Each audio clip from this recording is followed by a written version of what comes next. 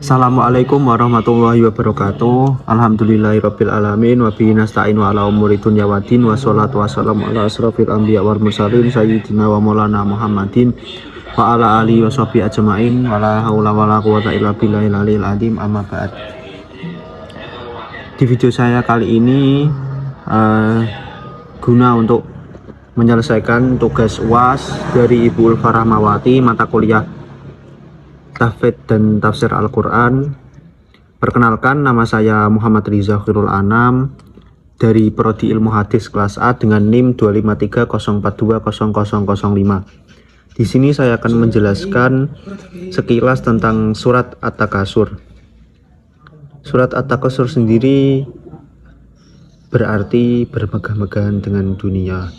Surat At-Takasur yaitu surat yang ke-102 yang tergolong surat Makkiyah atau diturunkan di Mekah, namun ada beberapa pandangan lain dari beberapa ulama yang mengaitkan dengan peristiwa, yaitu surat ini diturunkan di Madinah yang disebut dengan Madaniyah. Surat ini memperingatkan kepada manusia yang terperdaya dan tersibukkan oleh duniawi atau yang selalu bermegah-megahan, bermewah-mewahan dengan harta dunia. Di surat ini mengajarkan kita bahwa manusia itu tidak boleh selalu hatinya itu terikat dengan dunia, dengan kemewahan dunia, bahkan selalu mencari-cari dunia sampai melalaikan akhiratnya, karena itu sangatlah bahaya jika kita selalu terikat dengan dunia, selalu mengingat dunia dan selalu ingin bermewah-mewahan di dunia, maka hati kita akan keras. Di surat ini ada riwayat dari Ibnu Abbas yang mengaitkan surat ini dengan persaingan serupa di Makkah antara dua kaum Quraisy, yaitu Bani Abdi Manaf dan Bani Saham. Ini cerita dari surat At-Takasur. Mereka menghitung jumlah pemimpin dan tokoh mulia di klan masing-masing, baik yang hidup maupun yang telah meninggal, hingga lupa akan esensi kehidupan. Alhasil, peringatan dalam surat ini menyentuh para penduduk Mekah yang sibuk memperbanyak kekayaan dan kehormatan. Jadi surat ini itu turun karena banyaknya manusia yang sangat sibuk dengan dunia, dengan kemewahan dunia, dan memperbanyak kekayaan dan kehormatan sampai melupakan akhiratnya. Surat At-Takasur ini menyadarkan kita tentang fananya atau rusaknya dunia. Tafsiran para ulama seperti Gus Awis dan Al-Zuhaili menegaskan bahwa manusia yang sibuk menumpuk harta dan cenderung melupakan amal ibadahnya dan ketaatan kepada Allah itu akan rusak, akan fana. Kematian itu datang secara tiba-tiba dan manusia akan bertanggung jawab atas kematian tersebut. Jika kita di dunia menyanyiakan hidup kita tidak pernah sholat, kita tidak pernah beramal, dan kita selalu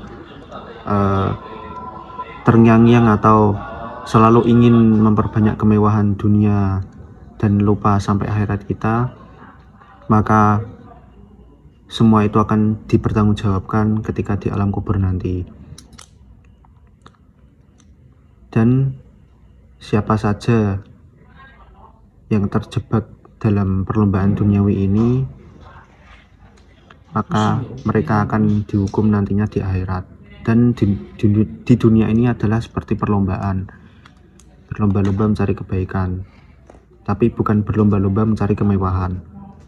Surat At-Takasur ini menjadi pengingat bagi kita yang sering terjebak dalam kesibukan dunia seperti mengejar harta, kekuasaan, kekayaan, kehormatan, dan lain-lain, hingga lupa hakikat kehidupan yang sebenarnya.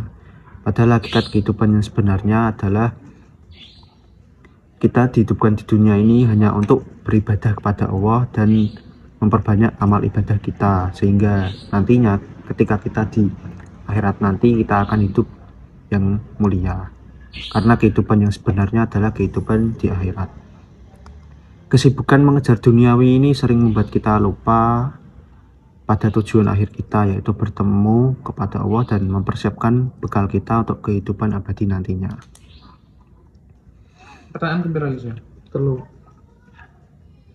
Surat At-Takasur ini menjadi pengingat bagi kita agar kita tidak selalu mengejar-ngejar dunia, mengejar kemewahan dunia, karena di dunia itu adalah fana, semua itu akan rusak pada saatnya, dan nantinya kita juga akan mempertanggungjawabkan atas perbuatan-perbuatan kita yang kita lakukan di dunia. Jadi perbanyaklah amal dan jangan selalu melihat ke atas, tetaplah melihat ke bawah. Ini juga pengingat bagi saya, juga pengingat bagi kalian semua, agar tidak selalu mengejar-ngejar dunia, karena dunia itu adalah fana. Kita melihat duniawi itu secara berlebihan sampai gak ngerti pentingnya akhirat. Tapi nanti kalian semua bakal tahu pentingnya ketika kamu di dunia. Itu adalah kenangan terbaik di dunia, dan kenangan terbaik di dunia adalah saat kita sujud kepada Tuhan Yang Maha Esa, yaitu Allah Subhanahu wa Ta'ala. Dan janganlah kalian menyanyiakan kehidupan di dunia, karena kehidupan di dunia itu sementara dan tidak akan selamanya. Sekian dari saya, kurang lebihnya mohon maaf. Hadanallahu wa iyyakum wal afu minkum. Assalamualaikum warahmatullahi wabarakatuh.